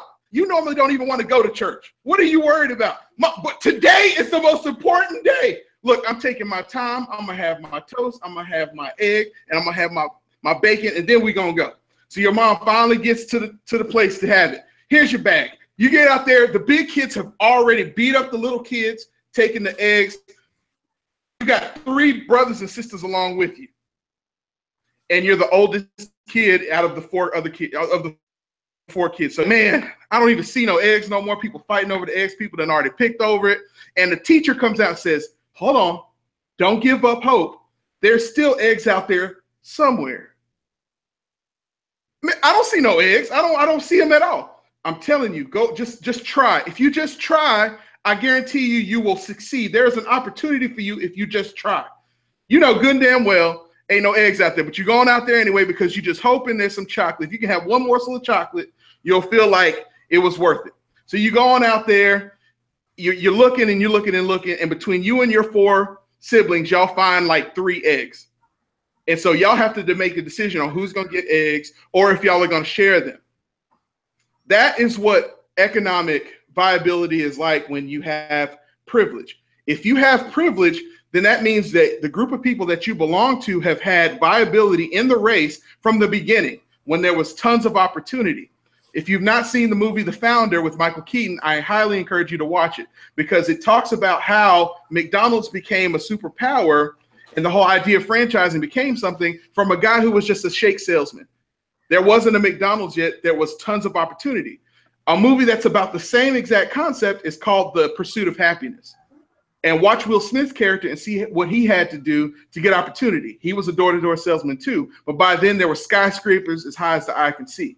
The time had gone on, and the opportunity to get in the ray was different. Exactly. An obsolete piece of equipment too. Exactly. So what I'm saying is, I like the analogy of Monopoly, but I think the Easter egg thing kind of accounts for time, and that's what we're talking about. It's about the opportunity to be a part of the race and make mistakes. If early in American history, a lot of people made mistakes. You had opportunity to make mistakes. Your family had a lot more opportunity to try something and fail and then do really well at it later on. These days, the people who finally have an opportunity, Black people, we're just now getting into the race. And a lot of times we're competing with people in the race who may not be as qualified as us, may have not even been in it as long as us, but their parents have provided them with opportunity and set them up for success, as opposed to someone like me who has come from a place of generational poverty. Just one thing. The one thing that I would change about your analogy would be that, white people would probably be as though the older kids got to go first. Mm-hmm. Not the little kids. And then the people that have been economically disadvantaged would be like little kids having to wait for all the older kids to go, where all the older kids already know how it all works. They already know where everything is. And on top of that, they get all the opportunity. Yeah. And then you have to sit back and wait, not knowing how this game works, not knowing where everything is. And then you're left picking up the little pieces that you can find. But being constantly told by people that you have a chance if you just try. Yeah. All right, Darius, we set it up for you, boy. Go ahead, do what you got to do. It's really good points. What I kind of want to get on, and this is going to trail back a little bit, is this analogy, not really necessarily an analogy, but an observation about slavery itself and the fruition of white slaves and Black slave relations. Now, that was a thing at some point. Black slaves and white slaves were working alongside each other and everything was fine until, the slave master saw the dynamic and feared the revolt of, if, the white slaves and Black slaves, work against, the slave master, there's going to be a problem. So there's a shift in paradigm that caused the poor whites to be over the Black slaves, and then they have this, in this scenario, they would have a superiority complex, saying, "Oh, well, I'm still poor, but I'm still better than you in this aspect," because they have control over them. So I guess in America, it's not that we can't get to those places. It's just there's going to be a struggle, and there's going to be a power struggle. You can be educated and you can get that job, but you're going to more likely because you're 200 years behind in the race. Yes, you know what I mean. Yeah. You're 200 years behind in the race. Like you just now got to show up to the stadium, but several races have already been ran. Exactly, and won, and prizes handed out. Right. Okay, so now we've talked about privilege. Okay. Now we've talked about the root of privilege, what people perceive to be. How do you guys, I want to do just kind of like a quick 2 minute each, because we need this up, and then hopefully get to a little bit of Q&A. I do have like at least one. Does anyone have any Q&A before we get started into this? I got that one from Larry yesterday. I thought that was a pretty good one, especially since I would be speaking from the perspective of a grown-up version of his kid. Right. Okay. But what I'm going to do is I'm going to do a quick summation because I have one. Does anyone else have any questions that were posted to them? I don't know. Okay. I have a couple of questions. So what we'll do is let me start with because this will kind of get us to the summation of everything. She had a conversation with me earlier today,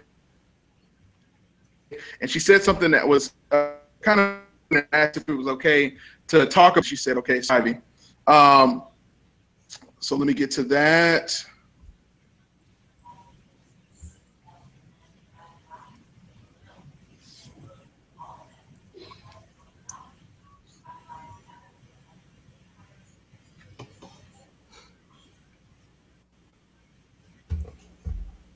Privilege, absolutely what you choose to do with your privilege.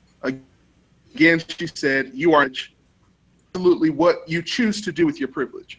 And what this speaks to is to some of those Caucasian Americans who want to be down. They want to be a part of the fight. They want healing.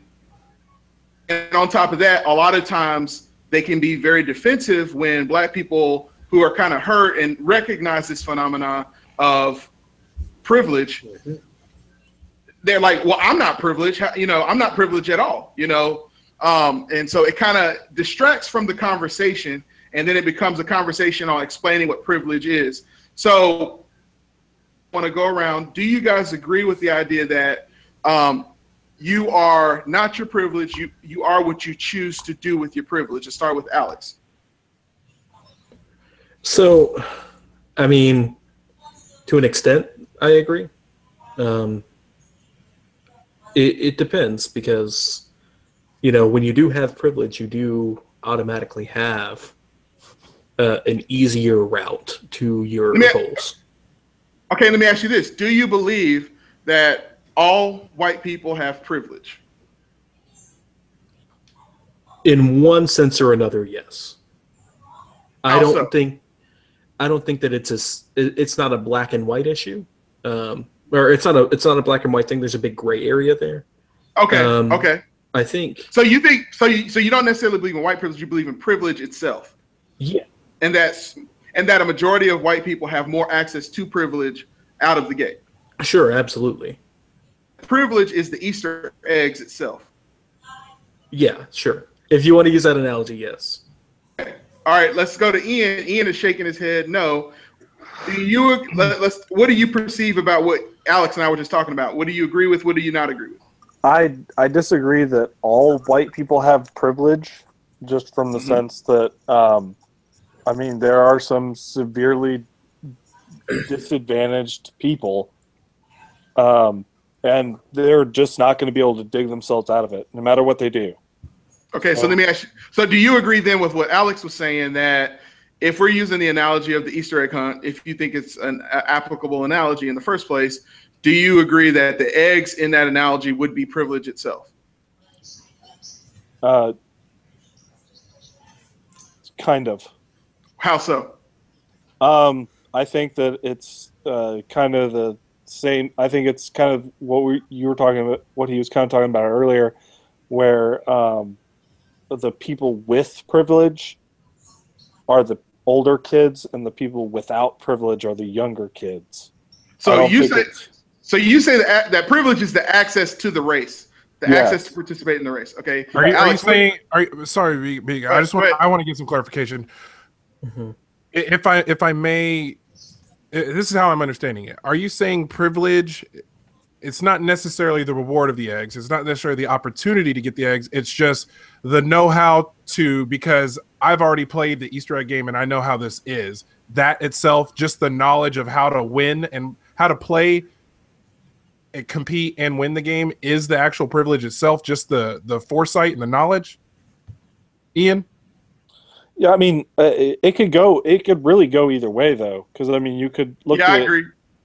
It really could go either way. I think what Ian is saying, sorry, I think I'm breaking up a little bit. I couldn't quite hear it, Ian. So just to kind of bring it together, I think what Ian is saying is that the privilege is both the older kids who have the knowledge and the know-how, but then also the little kids who are just getting opportunity while the iron is hot.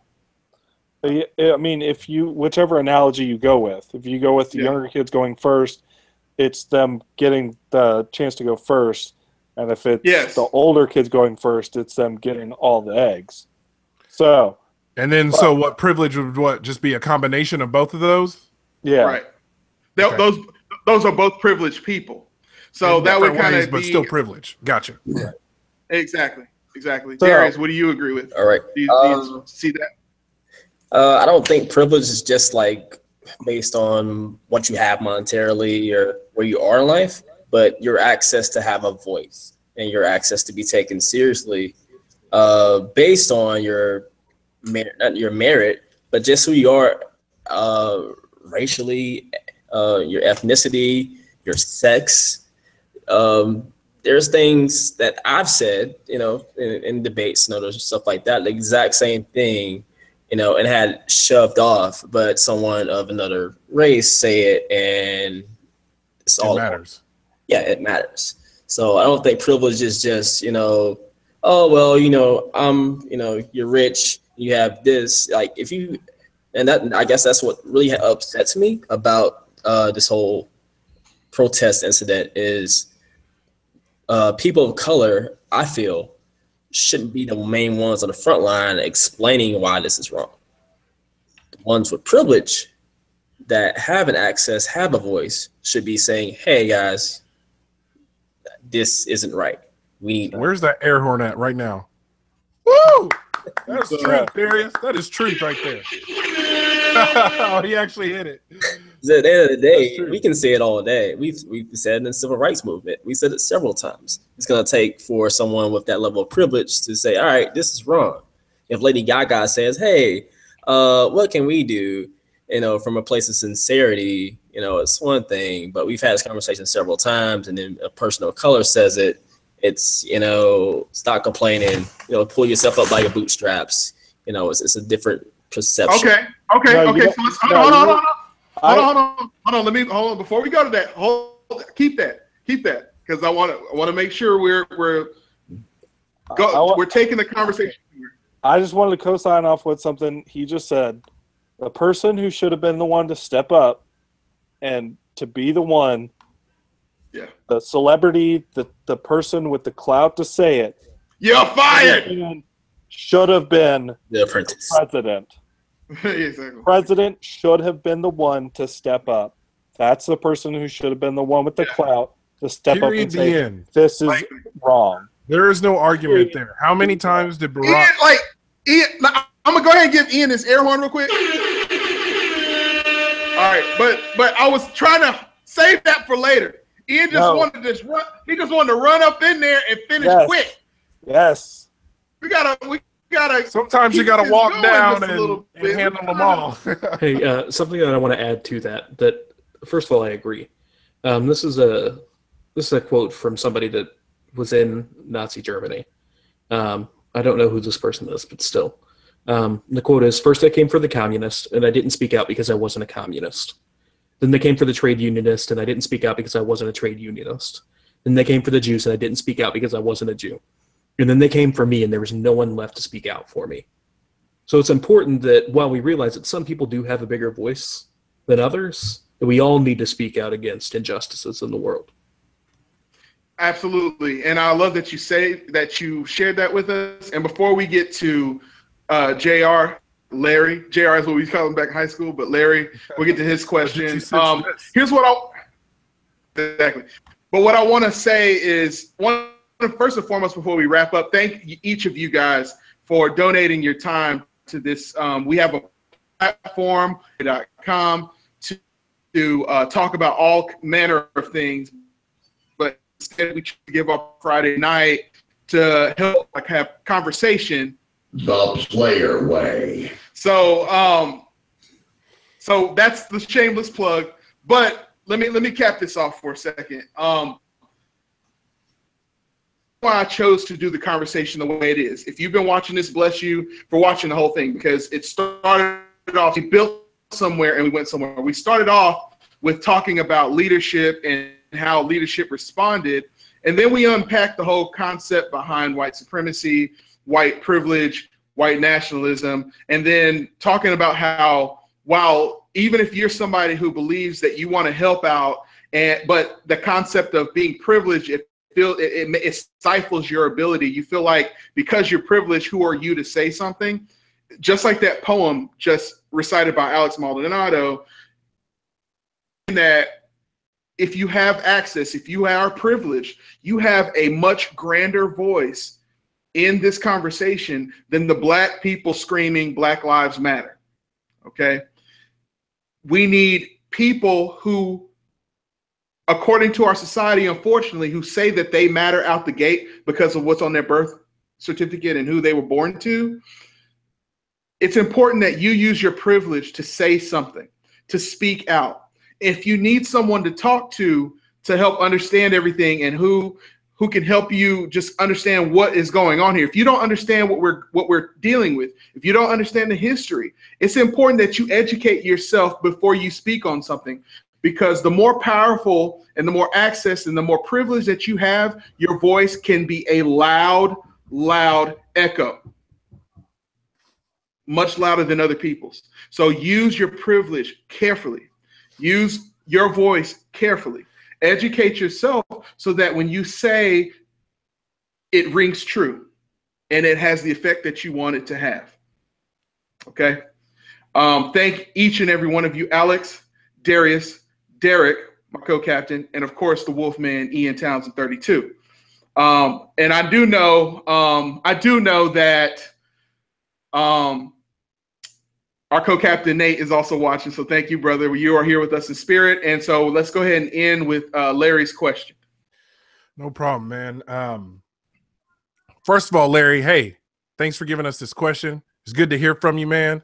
We know you'd be right up here with us if you could be. Your statement yesterday, and I'm going to quote you exactly word for word. He stated, "As a father of a multiracial child, I find that I will be unable to fully relate to my child's future with regards to race relations. I've been black my whole life and grew up listening to a man who had been black his whole life. I fear that when it comes to race relations, I will influence his perception of himself." So that leads to his question. Great foundation to lead to your question, and where he stated, "I guess my question is directed to multiracial adults. What did you hear growing up that deeply affected you, good or bad? And what are the biggest issues multiracial children feel don't get addressed?" Now, me personally, as I had for all general terms, as I stated at the beginning of this, I had a white mother and a black father. Now, I want to get down to brass tacks. There's German, there's Scottish, there's Apache, there's Blackfoot, there's Cherokee. I am a big mutt and I don't care, and that's just how it is. But for tax purposes and what the government defines, a beautiful mutt. For tax purposes, the government defines me as black because my dad was black. That's how I'm classified. That's how I'm labeled. Doesn't define me, but that's just how I'm labeled. As a multiracial adult human being, growing up, it was difficult. And when I say difficult, it was difficult in a way, as I often make a joke in my adulthood of, if I ever went to jail, I don't know which gang I would go to. And I say that in jest, but when I was a kid, I didn't relate to white kids because they viewed me as a black kid. And I didn't relate to black kids because I wasn't raised in a stereotypical, in that area, Forrest, Abrams, Skillman, you already know, area of how the general black family was raised. So I was made fun of by black kids because I spoke proper, because my father and my mother both instilled me deep values to educate yourself, and you're going to rise up and you need to speak properly. You need to be educated, and you need to have eye contact. You need to have great body posture. You need to carry yourself with pride. Not be proud, but carry yourself with pride. There is a difference between being proud and carrying yourself with pride. So to specifically answer your question, Larry, as a kid, I was confused because I felt that I wasn't really allowed to relate to black people and what happened to them because I was half white. And the general groups of black kids didn't accept me. And that went on up until high school and even in my adulthood. So, I mean, I'm not going to play games here. I'm going to be honest. So I never felt like I could ever relate to a black kid, even though I was raised by a black father, you know, who was born in the late 50s and was raised by a cane switch from my black grandmother. And I was raised by a white mother who grew up on a farm in Arkansas and moved down here to Texas and did farm work up until she got out of high school, and then hustled and flow her way down here and gave rise to 2 great sons who have grown to be powerful men because she educated me on the same ways. She didn't force down my ear holes of any white privilege, any white power, because my mom was born and raised dirt poor and lived that way and knew how to stretch spaghetti into a week if she needed to. My father was raised the same way, dirt poor. Is probably why they got together, probably why they understood each other's struggles, because we all have these struggles. That's really where I'm getting around to, Larry. And I know I'm saying on this and I'm probably getting on a soapbox, but the biggest things that deeply affected me was being specifically outcast by the 2 ethnicities and races that I was mixed with. That's really what it came down to. White kids didn't relate to me and black kids didn't relate to me. Now I'm saying this as my 2 best friends are on this podcast. Jason, don't get jealous. I love you too. Booer, don't get jealous. I love you too. Rick, don't get jealous. I love you too. I'm just talking about old school friends growing up who know what I was talking about when I was a kid. Don't be jealous, boys. I love y'all too. Jason, Budessa, I love you, man. My best friend Ian, he was a white kid. Best friend Brian, commonly known as BK. Don't be mad at me, BK. I'm sorry I called you by your government name. Don't be mad at me.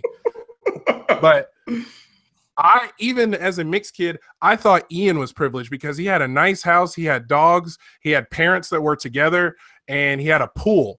That was completely foreign to me because I had a pool in an apartment complex that I could sometimes go to. BK I related more to BK because we had similar parents. The bedtimes were strict. Get off that phone. What are you talking over here? Get to schoolwork. You get. So I related to it more. Brian, come get this boy.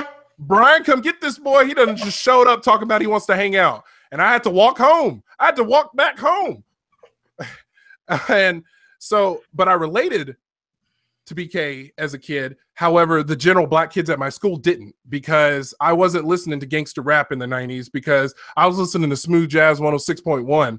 Yeah, that's how old I am. 106.1, well before it was Kiss FM. And I was sheltered. I was raised Jehovah's Witness. I wasn't taught all these strong black values because it wasn't as important for my father to teach me that. What was important for me to learn from him, he wanted to be just an educated human. He wanted me to grow up to know how to look up something in a dictionary, to know how to research what I was going to speak to. My mother instilled that in me because don't open your mouth if you're going to try to talk to something that you don't know anything about. Even if you don't know what this other person has gone through, educate yourself on it. Even if you've never been a black man and never will be, educate yourself on what the perspective is. Educate yourself on what their struggles are, because you might be surprised and realize that you have several similar struggles. Ian had several similar struggles as me, but I didn't know them because I wasn't fully comfortable with communicating with my white friend about my struggles at home when my parents had issues, and I wasn't fully comfortable with discussing these things with BK because maybe I don't want to offend him because, you know, his dad wasn't around, but my dad was, but I kind of wish he wasn't around because he was kind of a jerk. And then Ian, I was jealous because he had both his white parents, but Ian wasn't fully happy either. And we all had these similar struggles coming up that united us. That regardless of privilege, we still had struggle. Regardless of privilege, regardless if I thought Ian had a hell of a lot more privilege than I did, he didn't. He struggled just like I did. He may have lived in a house, and I didn't live in a house till 2006 when I was an adult, grown and married. And I was so jealous because that was just completely foreign to me. I never thought that would happen. And I viewed that as privilege, but Ian didn't view that as privilege. And that's really where the difference comes in. That's where the education comes in. That's where what you learn at home comes in, because Ian never treated me different than anybody else. He might have not fully understand me all the time, and me him, but he never treated me differently. I never felt below Ian because he had a bigger house or he had a pool or anything like that. And I don't want people to think that Ian was just raised in this multi-million-dollar mansion. Ian is just as middle class as the rest of all of us struggling on the daily. So let's just be clear. Ian never treated me differently, ever. And neither did BK.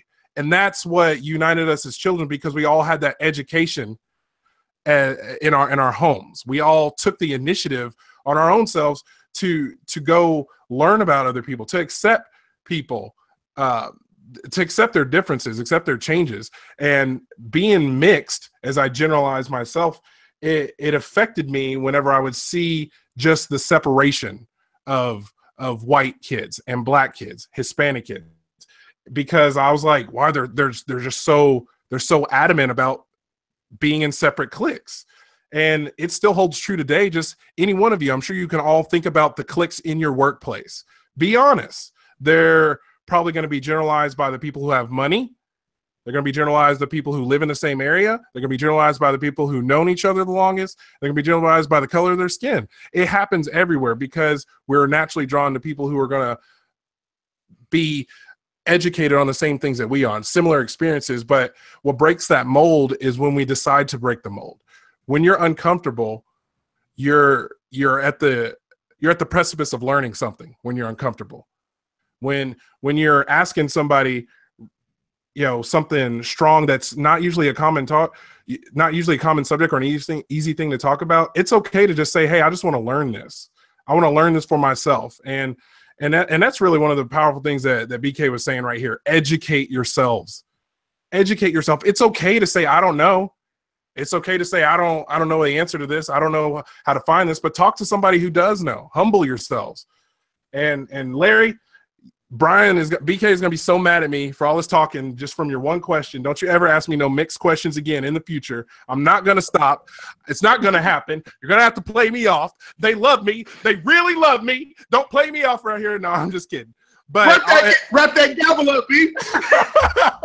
Wrap that gavel up. They're about to play the playoff music, but play me off music. But I just always felt out of place. But the only place I felt at home with were with my brothers, who were trying to share their knowledge with me too. And I never felt that was addressed as a kid because there wasn't a group of mixed kids. It was black, white, Hispanic, and that was it. And there was like 3 Asians that I think are in our school. Shout out to Johnny Tran with that Celica. So I guess I'll answer the question way quicker than Derek did. If somebody, Alex, tell me how it was when you were a mixed kid growing up. So as a mixed kid growing up, half Hispanic, half white. My father's Hispanic. I'm third-generation immigrant from my father's side. My great-grandfather was an illegal. And then my mom's side of the family's been here forever. For my dad's side of the family, culture and history were a really, really big thing. I know we'll wrap it up real quick. Culture and history were a big thing on my dad's side of the family. On my mom's side, not so much. When it comes to my kid now, who's mostly white, but, a quarter Hispanic, the thing that I teach her more than anything is, know where your roots are, but greet everybody with a smile. It doesn't matter what they look like. Greet them with a smile. Say hello to everybody. Be a bright spot in somebody's life. Because it doesn't matter. You are a bright spot in our life, Alex. Absolutely. Anyway, I don't want to let it go on too much longer because we are starting to lose viewers. It's getting late over here in the Atlanta area. But again, thank you to everyone. Alex, I appreciate you. Darius, you already know what's up. Ian, UAK.